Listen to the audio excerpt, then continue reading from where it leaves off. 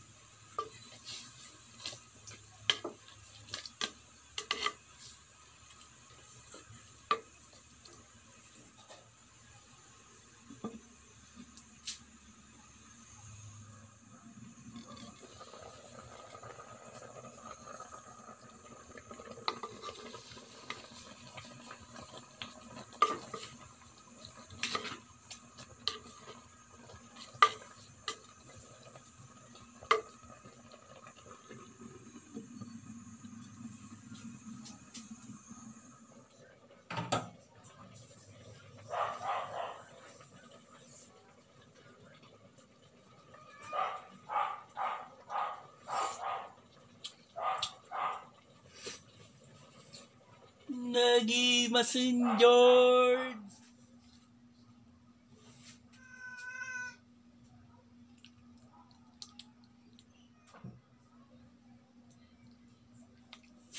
Let's pray. Lord God, thank you so much, Lord, for this food. Linisin mo, Panginoon, upang siya maging kalakasan ko. Salamat din, Ama, sa mga biyayang pinagkaloob mo, yung pag-iingat mo sa aming kalusugan, at yung sa araw-araw na nandito po kayo na gumagabay para sa amin. Jesus, to be pray. Amen, amen. Mga tayong kakabsat, nagluto akti tinimtiman man. Saluyot ken parya ken tabungaw, upo.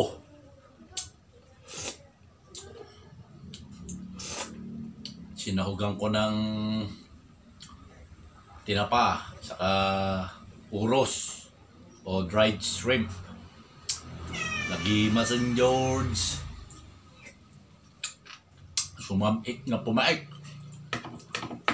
May kain mga tayog.